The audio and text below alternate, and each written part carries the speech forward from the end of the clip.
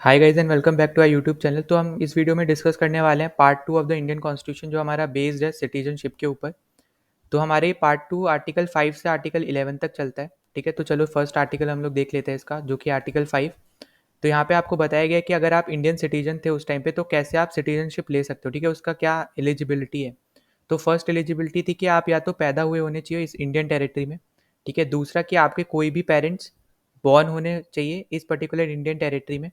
ठीक है, और तीसरा था कि आपको कम से कम 5 साल इंडिया में रहना चाहिए। ठीक है, कम से कम अगर आप 5 साल रह लेते हो तो आपको उस टाइम पे सिटीजनशिप मिल जाती थी। ठीक, तो अब ये वाली जो पर्टिकुलर चीज़ है हमारी उस टाइम पे कमेंस होती थी। ठीक है, जब हमारे फर्स्ट टाइम हमारा जो कॉन्स्टिट्यूशन है वो इनेक्ट हुआ था। तो जो अभी हम देखते हैं सिटीजनशिप मिलती है वो हमारे एक एक्ट के थ्रू मिलती है, सिटीजनशिप एक्ट। ठीक है, तो अभी जो चेंजेस है वो थोड़े हुए हैं और यहाँ पे कॉन्स्टिट्यूशन की वजह से अब सिटीजनशिप नहीं मिलती है, वो एक्ट की हेल्प से मिलती है। ठीक है, तो हम वो वाला एक्ट हम लोग नेक्स्ट वीडियो में कवर करेंगे। फिर हम नेक्स्ट पे चलते हैं। तो हमारे है आर्टिकल 6। यहाँ पे बताया कि अगर कोई भी पर्सन जो पाकिस्तान से आए, ठीक है, पाकिस्तान का माइग्रेंट है, मतलब वहाँ पाकिस्तान से इंडिया में आए, ठीक है, तो उसको कैसे मिल सकती है वहाँ, यहाँ पे उनके बारे में भी बताया है। तो यहाँ पे बताया कि ही और आइदर ऑफ हिज पेरेंट्स, ठीक है, ही और आइदर ऑफ इट्स पेरेंट और any of his grand parent was born in India. मतलब ये क्योंकि अब उस टाइम के हिसाब से सिटीजनशिप के बारे में बात कर रही है। ठीक है, आपको याद रखना है कि अभी इस पर्टिकुलर कॉन्स्टिट्यूशन के पार्ट से आपको सिटीजनशिप नहीं मिल सकती है। ठीक है, तो आपको ये आइडिया होना चाहिए। तो यहाँ पे इसलिए बताया गया है कि या तो आप, आपके फादर मदर जो भी कोई भी एक, या फिर आपके कोई भी एक ग्रैंड पेरेंट्स, ठीक है, वो इंडिया में बॉर्न हुए होने चाहिए।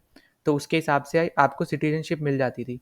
ठीक, उसी के बाद अगर हम देखते हैं नेक्स्ट में कि a person has migrated before जुलाई 1948। ठीक है, 19 जुलाई को 1948 से पहले अगर कोई माइग्रेंट होता है, ठीक है, कोई भी आता है इंडिया में, तो एक टाइप से वो रेसिडेंट था इंडिया का। ठीक है, ये हम यहाँ पे बताया गया है कि अगर कोई भी माइग्रेंट आ रहा है और वो 19 जुलाई 1948 से पहले आया है तो वो इंडिया का यहाँ पे इंडिया का एक टाइप से आप बोल सकते हो रेसिडेंट है।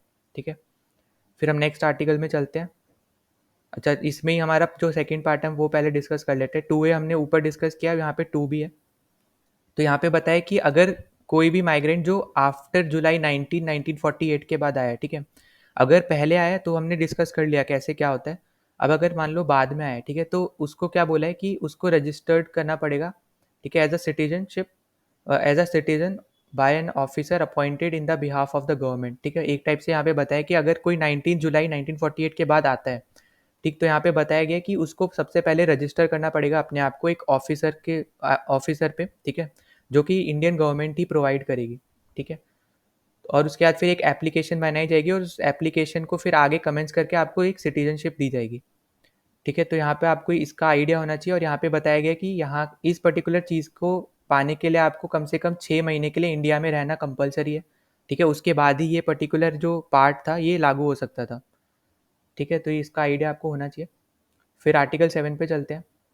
तो आर्टिकल 7 में अब यहाँ पे बात की है कि जो इंडिया से माइग्रेंट होके पाकिस्तान में गए हैं, ठीक है, क्योंकि जब हमारा देश जो 2 टुकड़ों में जब बटा था तो इंडिया पाकिस्तान में 2 टुकड़ों में बटा था, तो वहाँ से भी कुछ लोग आए थे और यहाँ से भी गए होंगे, राइट।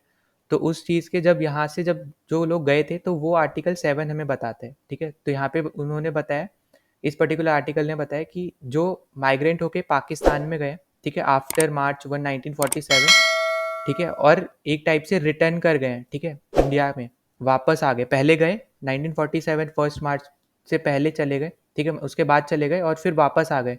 तो वो पर्टिकुलर पर्टिकुलर आर्टिकल हमें आर्टिकल 7 बताते हैं कि उनको कैसे सिटीजनशिप मिल सकती है। ठीक है, तो इसका आइडिया हमें होना चाहिए। और फिर हम बताते हैं यहाँ पे आर्टिकल 8 हमें बता रहे हैं कि जो मान लो कोई ऐसा इंसान है जो कहीं और ही कोई कंट्री में रह रहा था, ठीक है, जब हमारा ये पर्टिकुलर कॉन्स्टिट्यूशन बन रहा था और सिटीजनशिप मतलब मिल रही थी लोगों को, और वो और ही कहीं रह रहा था, तो वो क्या कर सकता था कि अपने टाइम पे ना, अगर वो बाहर कहीं रह रहा है, ठीक है, तो वहाँ पे जाके अपने जो भी वहाँ पे एम्बेसी है उसके थ्रू वहाँ पे सिटीजनशिप ले सकता था। ठीक है, तो ये हमारा आर्टिकल 8 में बताया गया। अगर हम आर्टिकल 9 पे चलते हैं तो आर्टिकल 9 हमारा एक टाइप से सिटीजनशिप के बारे में बताता है, जो सिंगल सिटीजनशिप के बारे में बता रहे हैं कि एक से ज़्यादा सिटीजनशिप नहीं हो सकती है किसी भी इंडियन की। अगर कोई दूसरी सिटीजनशिप ले लेता है, ठीक है, फॉर एग्जांपल अगर आप यूके जाते हो और यूके की सिटीजनशिप ले रहे हो, ठीक है, तो उसमें क्या होगा कि उनकी सिटीजनशिप आपको मिल जाएगी पर इंडिया की ऑटोमेटिकली रिमूव हो जाएगी। ठीक है, तो इसका आपको आइडिया होना चाहिए कि ये कौन सा एक्ट बता मतलब कौन सा आर्टिकल बताता है सिंगल सिटीजनशिप। तो हमारा वो आर्टिकल 9 है जो ये पर्टिकुलर चीज़ बताता है, ठीक है। और ये क्वेश्चन आया हुआ है बहुत एग्जाम्स में, तो ये आर्टिकल बहुत ज़्यादा इंपॉर्टेंट हो जाता है। फिर अगर हम आर्टिकल 10 की बात करते हैं, तो यहाँ पे बताया गया है कि any person who is considered as a citizen of India, ठीक है, कोई भी पर्सन जो सिटीजन माना गया इंडिया का, ठीक है, अगर ये जब भी चीज़ें चल रही थी, ठीक है, उस टाइम पे भी वो पर्टिकुलर इंसान सिटीजन ही रहेगा इंडिया का, ठीक है। तो यहाँ पे सिंपल सी बस एक ये चीज़ ही बोली है कि कोई भी एक सिटीजन है जो पहले माना गया वो सिटीजन था इंडिया का, ठीक है। तो इस पर्टिकुलर पार्ट में यहाँ पे ये बताया कि वो सिटीजन ही रहेगा और वो मतलब shall be continue to be a citizen, ठीक है। इसका मतलब यही है कि वो सिटीजन ही रहेगा हमारे इंडिया का, ठीक। फिर अगर हम आर्टिकल 11 की बात करते हैं, ठीक है, तो आर्टिकल 11 में हमें बताया गया कि पार्लियामेंट के पास पावर है कि वो किसी भी इंसान का, ठीक है, कोई भी इंडियन इंसान का सिटीजनशिप टर्मिनेट कर सकता है, ठीक है, टर्मिनेट कर सकता है, या फिर बोलो जो भी सिटीजनशिप उसको मिल रखा है, या तो एकदम एक टाइप से टर्मिनेशन का ही एक टाइप से पूरा बात किया गया है यहाँ पे कि किसी भी इंसान का सिटीजनशिप हटाने का पूरा अधिकार पार्लियामेंट के पास है, ठीक है। तो हमें यहाँ पे ये पता होना चाहिए कि आर्टिकल 11 किससे रिलेटेड है। तो इस पर्टिकुलर वीडियो में हमने सब कुछ डिस्कस कर लिया सिटीजनशिप एक्ट के बारे में।